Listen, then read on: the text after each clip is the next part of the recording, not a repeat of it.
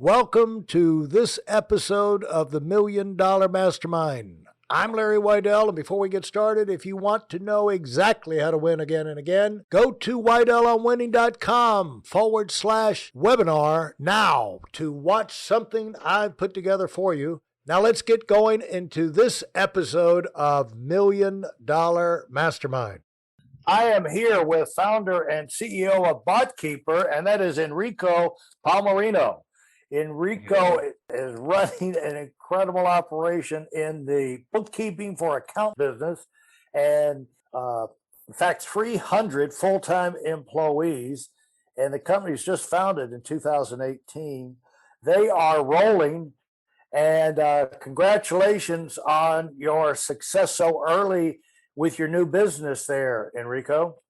Thank you, Larry. Very much appreciated. Yeah, and we haven't quite only started in 2018. We actually launched at the beginning of 2016, but it wasn't until the end of 2018 or 2019 that we rolled out the platform for accountants. That is certainly only a couple of years out there, but it's been an awesome journey.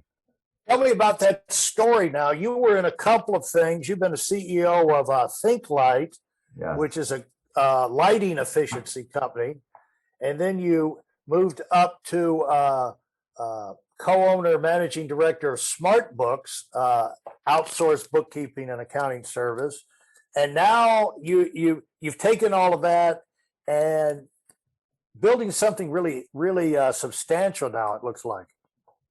Yeah, it's been an amazing journey for sure. So I come from a quant background, so I went to college at Babson, and ThinkLite was call it the founding of a solution for a problem in the lighting and accounting sector. So we built some software that automated how you do lighting analysis and design. The business took off.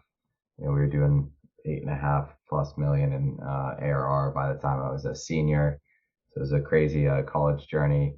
And then had a great exit that came out of that. Biggest headache was our accounting. And so I then, kind of threw my hat into the accounting arena, joined SmartBooks, grew the firm, quite a bit over the next few years to, 40+ employees and a really solid cloud accounting practice.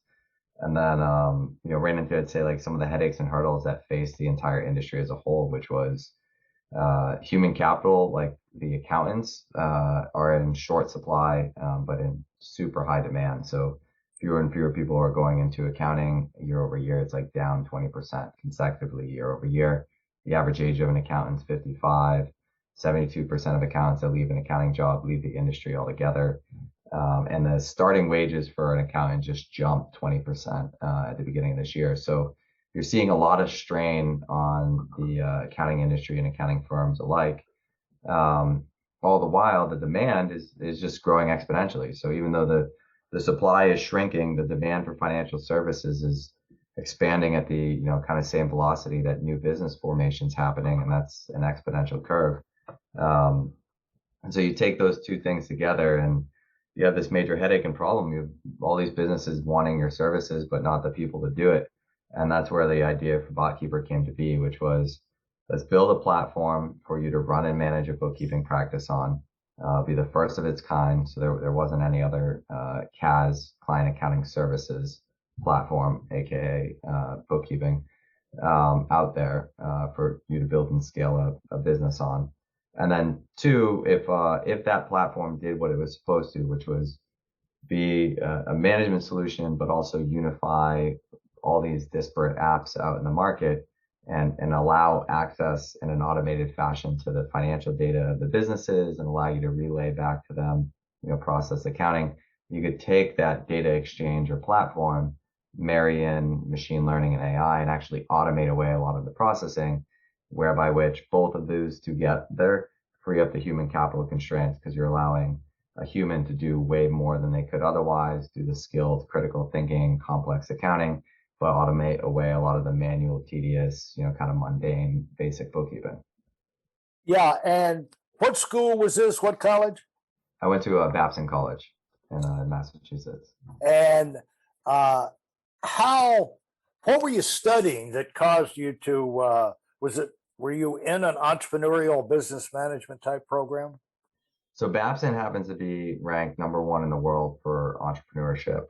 I happen to also be in E-Tower, which was the top 21 entrepreneurs on campus. It's a amazing community. It's kind of like a fraternity slash sorority because there's men and women, but you get voted in, so you had to apply for membership. You get voted in based on your credentials, pedigree, and kind of like you as a person, whether they believe you're gonna achieve what you set out to. But they also voted out every semester 2 individuals who were basically the weakest links. So it's kind of like Survivor for being an entrepreneur. So I was doing that, and then I was also taking. I graduated with a triple concentration or triple major in quantitative methods, strategic management, and entrepreneurship. Wow. And was this uh, growing up, was it likely or unlikely that you ended up on a career path like this? What did you have in mind for yourself growing up? So back as early as I think it was my first grade class, you're kind of asked by your professor to draw a photo of what you want to be when you get older. And my mom, I think, still has it today. It's I drew an image of like this individual wearing kind of like my best rendering stick figures, right? This person wearing like a suit and carrying a briefcase, and I wrote on the top of the paper CEO. So I'd say I think I probably always thought and wanted to be a business owner. And as early as a kid, I was selling candy bars at sports games. I was vending hot dogs at a supermarket with like my own little hot dog stand. I was buying gumball machines and placing them in stores, and bought a truck equipment and employed some friends to do landscaping. So I think I was just heading down the path, I think, since an early age. Well, I think you were not a business prodigy, you're like a young business psycho, it sounds like. What can I say? Business is my, some people have like a sport of choice. I feel like business is mine. Well, I was trying to think at what age did I first hear CEO? And not only had you heard of it, you wanted to be one at age 5. Uh, Yeah, I'd watched how my both of my grandfathers and even my dad, had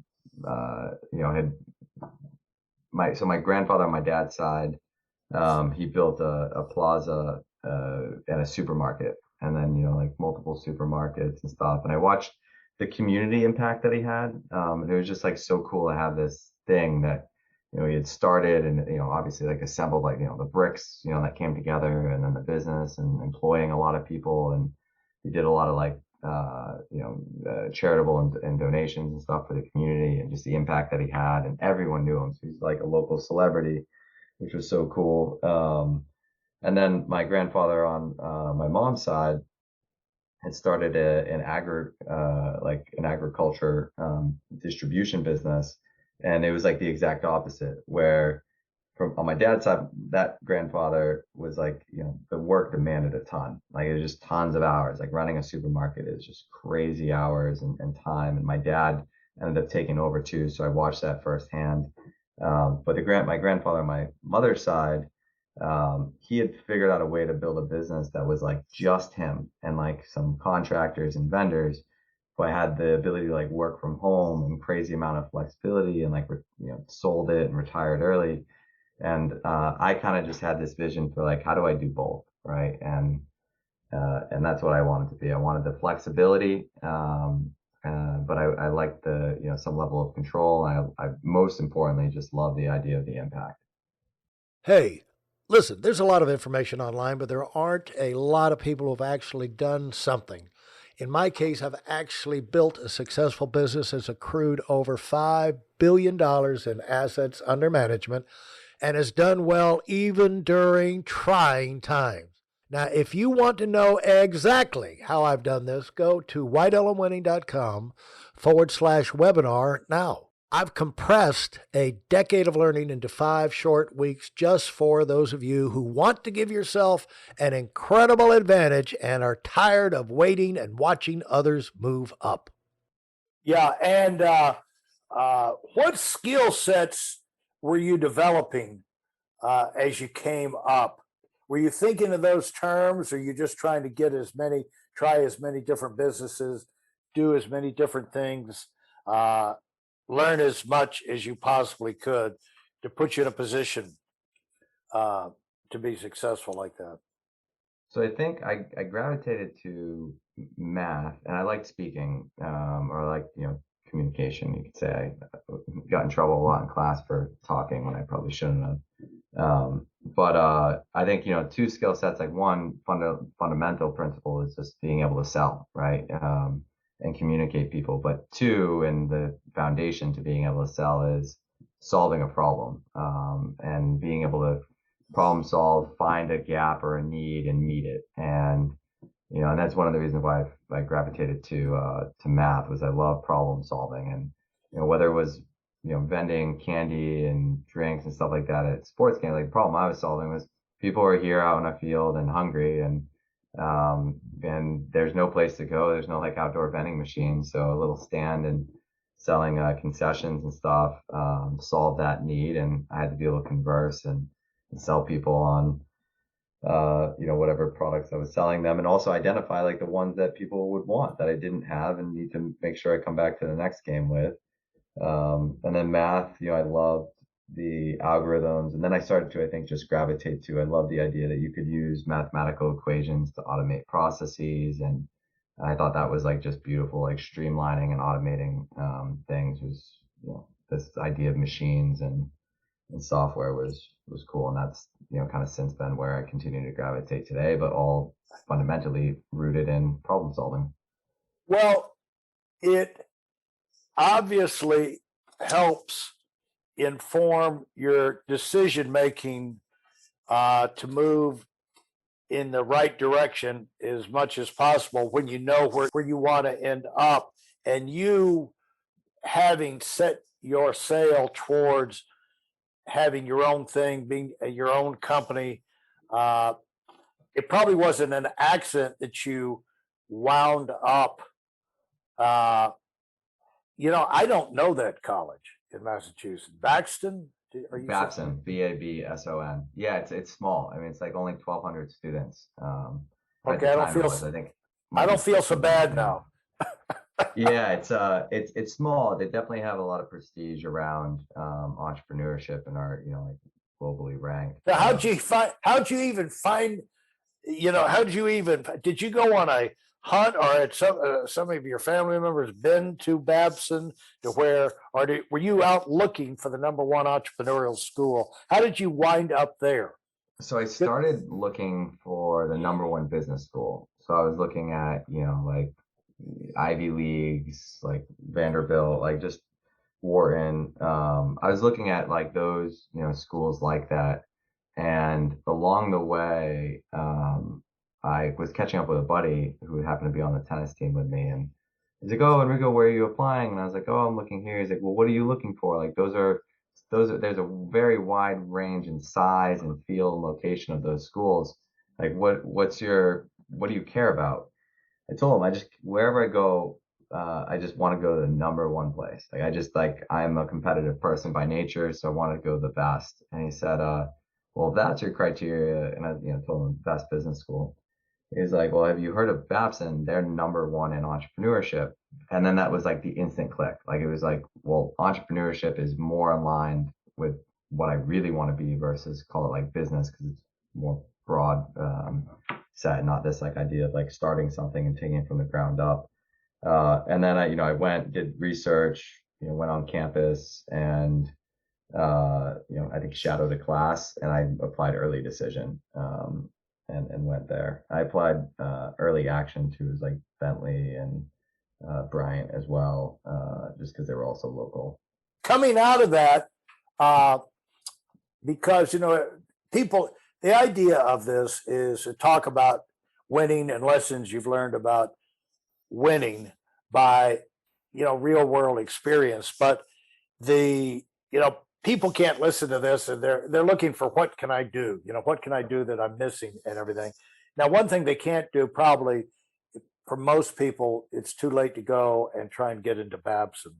But the thing is, the you could they could pick up the things that you learned about how to think, how to problem solve, coming out of a school? What makes them number one in entrepreneurship? What would distinguish themselves, and what advantage did you get by going to that school? And did they deliver on that promise? I talk about them quite a bit. So, and I don't think I would do that if they didn't deliver on it. I definitely owe a lot of my success to Babson, predominantly because like the thing that distinguished them was they preach and practice this idea and concept of entrepreneurship in action and thought in action. And so I found that like comparing my education to some of my buddies, a lot of their courses were taught by, say like professors and academics, and it was philosophy and theory. And Babson was very much taught. A lot of my professors were like major lawyers that are like professors. They were like the head of marketing at, Coca-Cola or something like that. That's now teaching the course. It was, it was doers who had come back to teach. And they also practiced the same philosophy in terms of how you learn. So it wasn't like theory and concept and case study and just, it was actually do. Like, you're going to go and group up with some students. You're going to put a pitch together. You're going to pitch the professors in class on your pitch. The winning teams will, kind of make it to the winning pitches will make it to the finals. And then depending on how you did in the finals, you get awarded between $500 and, at the time, I think it was like $3,500 in cash to start the business that you pitched. And then you'd have to like wrangle and assemble the team, which were your, students, and then get out there and start the business and generate revenue and money and, manage expenses. And, ideally at the end of the semester, have generated, multiples more than the money that went into the company. And all that money then went into like charity and other stuff. And you got to pick the charitable foundation that I went to. And so it was just like right out of the gate. And that was literally my freshman year, first semester. That was how it started. So, you do that. And then, I tried, like, granted, I've had a couple of successes, but I've also incorporated, I think, 13 other companies that are, nothing to write home about. And, but along the way, I was spending time with my law professor after class saying, can you help me with the contracts that I'm working on for my lighting company? I was spending time with my marketing professor around like messaging and like how we structure brochures. I was spending time with, my macroeconomics professor on like the business model and like the managerial accounting behind it. So, I think like the key, honestly, is find people who've been successful, and it's like, gain their assistance in whatever way you can to learn from their mistakes, because trust me, I've made more mistakes than I think most people, to get to this point. Yeah, and the quicker you can learn that, the better. Yeah. Because it takes a lot of moving parts to do anything great. A lot of people involved, and nobody knows everything. And so the quicker you get past this thing that it's I've got to come up with all the ideas, the quicker you could move forward. If you enjoyed what you've heard and are dead serious about finding out for yourself exactly how this works in the real world, I've taken the most valuable business lessons I've learned over 40 years and put them into something for you to watch. Go to whiteelementary.com/webinar now in order to move up as fast as possible. I'm Larry Weidel, and I run the $1 Million Mastermind. Go, go, go.